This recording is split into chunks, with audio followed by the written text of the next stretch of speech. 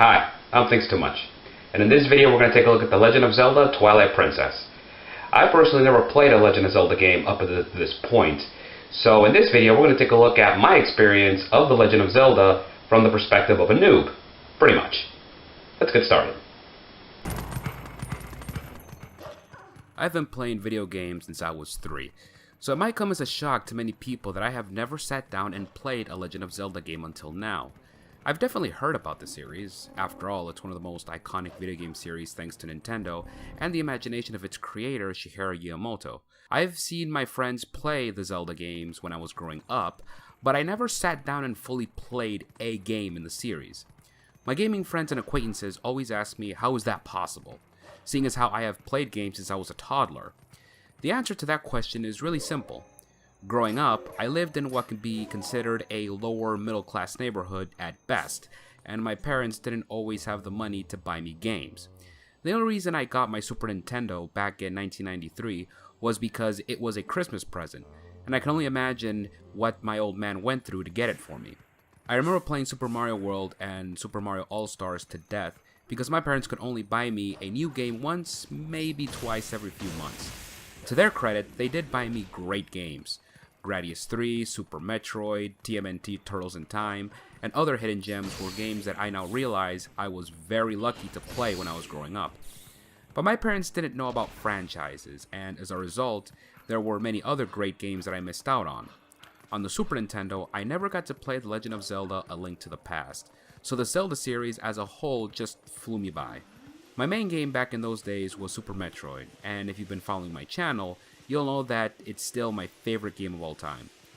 But now as an adult, I feel I can go back and finally pay my respects to one of gaming's most iconic and beloved franchises. Not to mention that as someone who is completely new to the series, I feel I can bring a different perspective to looking at the Zelda series that I hope veterans who have played Zelda since 1986 might find interesting. To do this, I chose to play The Legend of Zelda Twilight Princess because to me it's a good middle ground. Even I, someone who has never played a Legend of Zelda game up until now, knows that the magnum opus of the series, even to this day, is considered to be the Ocarina of Time, with the most recent entry, Breath of the Wild, also receiving high critical acclaim. However, I didn't want potentially dated mechanics to hinder my experience of playing Zelda with Ocarina of Time, and I also didn't want to be intimidated by the newest entry in the series, seeing as how I'm basically a noob. What I want to know about Twilight Princess, and the Zelda series in general, is simple, but it requires some critical thinking. 1. Why is the Legend of Zelda series so iconic? And 2. What makes Twilight Princess feel like a Zelda game? The first question isn't too hard to answer. All you need to do is research some history back to the time when Nintendo single-handedly saved the video game industry. Anyone familiar with video game history will know about the video game crash of 1983. It's a subject that could fill up an entire video, but the short version is that when video games started to become successful products, bad business decisions, poor quality of games, bad working conditions, oversaturation of consoles, and even more oversaturation of games led to consumers losing faith in the video game market, which hit its lowest point in 1983. However, the Japanese company Nintendo saw that if quality took precedent over quantity, you could win back consumers' trust. That's when the Nintendo Entertainment System arrived with games like Super Mario Bros. And miraculously saved the video game console industry from dying out completely. But Super Mario wasn't the only game to take center stage, as other games like Metroid, Contra, and The Legend of Zelda would also help prove that video games were here to stay. Each game was fun and unique in its own way, but The Legend of Zelda was special due to the fantasy world you could explore. It might seem primitive and raw today, but back in 1986 there was nothing like Zelda. It was the closest thing you could get to playing in a fantasy world akin to The Lord of the Rings. The Triforce, Princess Zelda, the evil antagonist Ganondorf, or Ganon if you prefer, the hero Link, and a huge area to explore for 8-bit standards made the original game an instant classic. Sure, the sequel Zelda 2 might have divided some fans as to whether it was any good, but there is no denying that the series got bigger and better as technology advanced. The Nintendo 64 was Nintendo's jump into 3D, and with new technology came new innovations and games that led the way on how to do 3D gaming. Super Mario 64 became an instant classic, thanks to how flawlessly it was able to transform its 2D platforming into 3D. But the Zelda series wasn't too far behind, and as I mentioned earlier, a game who many consider to be the best game of all time was made from the Zelda franchise. To say The Legend of Zelda Ocarina of Time is legendary is an understatement. Ocarina of Time showed people how an adventure game could and should be made. As I was researching Zelda history for this video, I was surprised to discover that many adventure game mechanics that we take for granted today were first introduced in the Ocarina of Time. Not only that, the vast variety of environments, enemies, weapons, refined combat, and a sense of adventure all added up to make Ocarina of Time a timeless classic. No pun intended. Even the few parts that fans could do without, mainly the underwater levels, could not chip away at the now well-deserved classic status of Ocarina of Time. Zelda was one of the few franchises that made a perfect transition to 3D. But where do you go from there? A sequel, Majora's Mask, was released for the Nintendo 64 to similar critical and commercial success, but as the new generation rolled around, future systems like the GameCube and Wii allowed for even greater technological advances, and as always, Zelda would keep up with the times. Now, it's important to note that before Twilight Princess was released, another Zelda title, The Wind Waker, was also released on the GameCube. The Wind Waker is considered a fantastic game today, but when it was first released, it got a lot of heat from the fans. The reasons for this were mainly due to the cartoony graphics that put off a lot of Zelda fans who were expecting a more realistic and darker Zelda game. It didn't help matters when Nintendo teased the fanbase with a more realistic looking Link and Ganondorf to show off the GameCube's power prior to that system's release. Thankfully, The Wind Waker won most fans over with the same fun gameplay mechanics and sense of adventure that previous titles were praised for. But fans still wanted that darker and realistic looking Zelda game, and in 2006, they got it. Even before Twilight Princess's release, the Zelda fanbase went nuts over this game. I vividly remember when the game was announced at E3 2004, the fans went absolutely mental when Link showed up and turned into a freaking wolf. Not to mention that seeing Shigeru Miyamoto yield a shield and sword was both hilarious and put the exclamation point that this game was going to be huge. I was more of a Halo fan back then, but even I knew this game was going to be extraordinary. Twilight Princess had a lot to live up to, and make up. While Wind Waker won most fans over, some still didn't like the game solely based on the cartoony graphics. Not to mention that Twilight Princess had the legacy of Ocarina of Time and Majora's Mask to live up to. Even I, as a newcomer of the franchise, know that this was no small feat, which makes it all the more impressive at just how well Twilight Princess improves upon past gaming mechanics, all while maintaining the unique sense of adventure and excitement that make a Zelda game a Zelda game. The story is simple, as in all Zelda games. Our hero Link goes on an adventure to save the Kingdom of Hyrule. To be honest, the story isn't special. It's how you progress through the story that makes Twilight Princess so memorable. Even before you leave for your adventure, you spend at least an hour or two in Link's village, meeting and greeting people, and genuinely getting a feeling for the world around you. The game wants you to take your time and explore. Really explore the Kingdom of Hyrule, both its huge castles and its little villages. While this isn't an open world game, the world is nonetheless immense. One of the reasons this video took so long to come out is because I like to thoroughly play the games I write about. Beating the main story in Twilight Princess, all while completing enough of the side quests to make me feel like I put in some effort to immerse myself in the experience, took me well over 50 hours. But those were 50 hours well spent. You shouldn't rush Twilight Princess, or any other Zelda game for that matter. Go ahead and explore that dungeon, or talk to that character, maybe even break from the main story and go fishing, or try to find some valuable secrets. The adventure is what matters, and you are often rewarded with collectibles and useful items if you go off the beaten path and explore a bit. And there is no shortage of environments. You'll visit your classic ice, lava, and forest areas, but you'll also explore more unique locations like a city in the sky and an underwater level that doesn't suck. And the best part is that all these varying environments connect with each other seamlessly. The transitions are flawless, and they help move the story along by giving the player something different to do, or at least something different to look at. For some time now, there has been an argument in the gaming community as to whether video games can be considered art. If we are approaching this argument strictly from a visual perspective, then Twilight Princess can most definitely be considered art, though it can be considered art in many other ways as well. No matter how big or small, the areas you explore have their own personal touch and add to the feeling of playing a Zelda game. And the more I play, the more I understood why the sense of adventure is so important to the Zelda franchise. Even when you backtrack, there is always something new waiting for you, and for a game that is over 50 hours long, that's quite an accomplishment. Now, many longtime Zelda fans might be listening to me right now and say, well, that's how Zelda's always been. Okay, fair enough. Well, again, I never played a Zelda game up until now, so to me, experiencing all of this for the first time was both exciting and enlightening. But grand settings and vistas are nothing if you don't have characters that drive the story forward, however simple that story may be. Twilight Princess gives the player a number of colorful characters to interact with that make the Kingdom of Hyrule feel alive and lived in despite the paint-by-number story.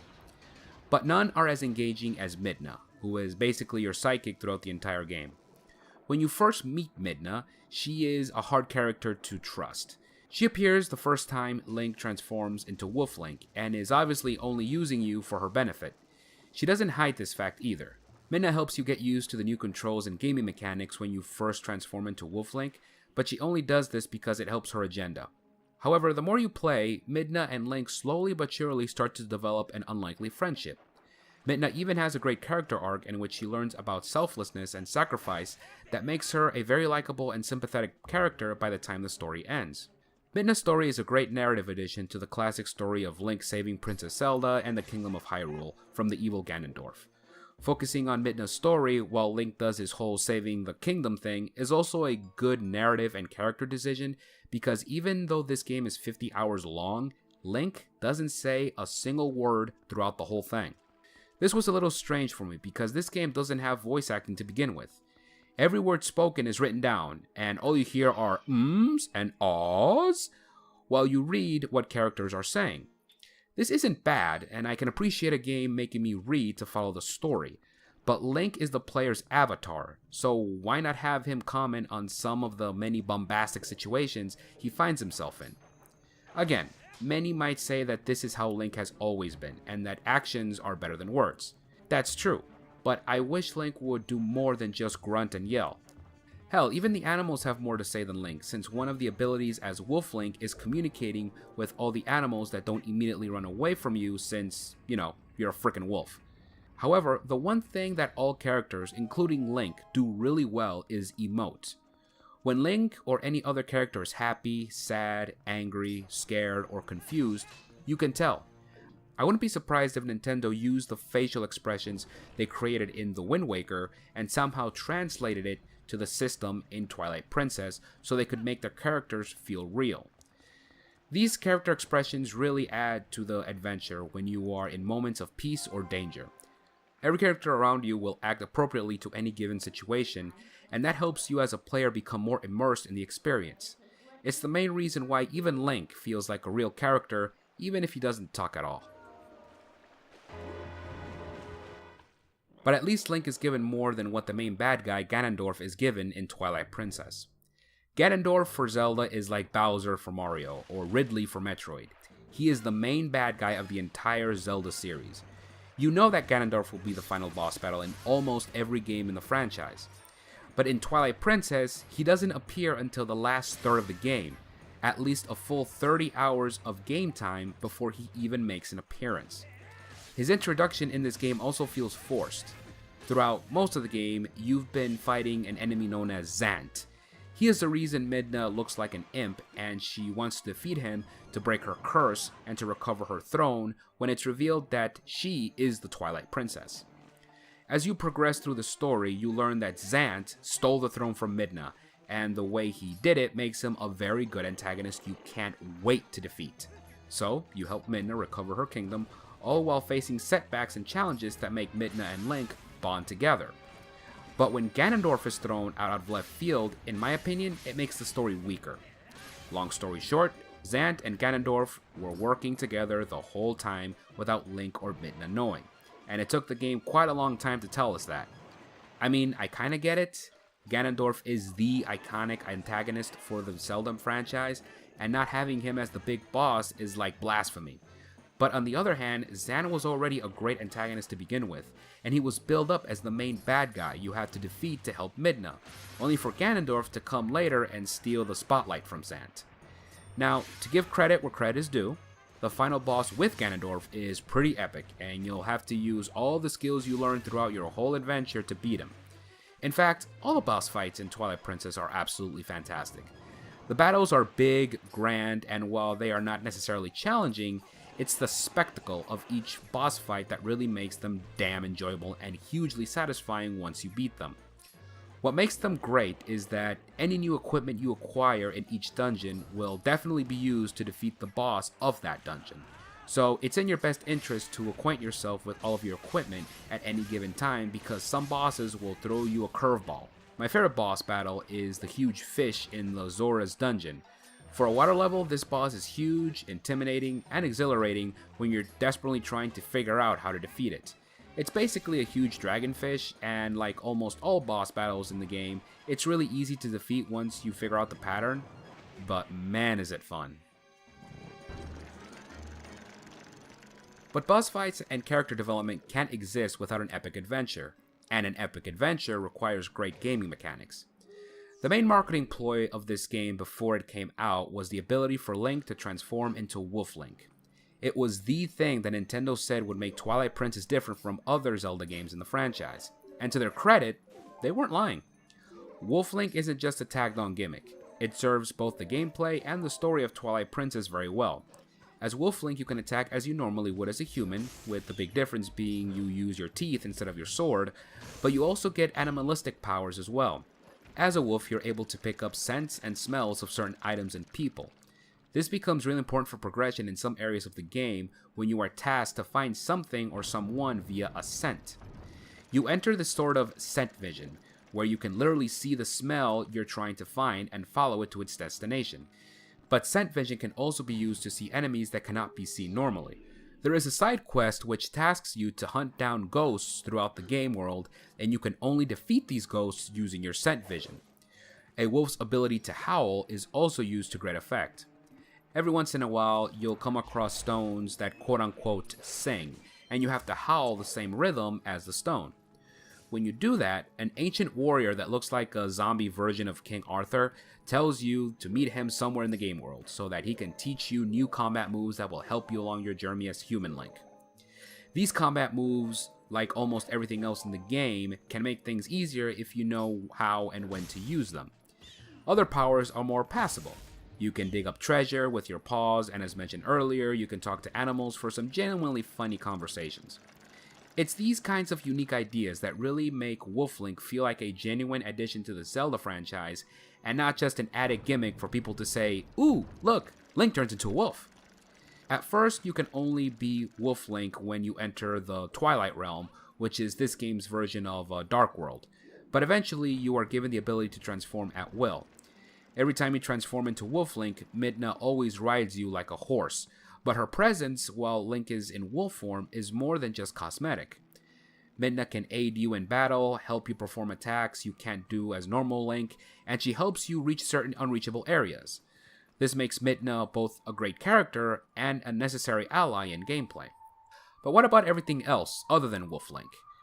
Ever since Ocarina of Time, the Zelda franchise has had to carry the burden of not just keeping up with changing 3D gameplay mechanics, but also improving what they are known for in the first place.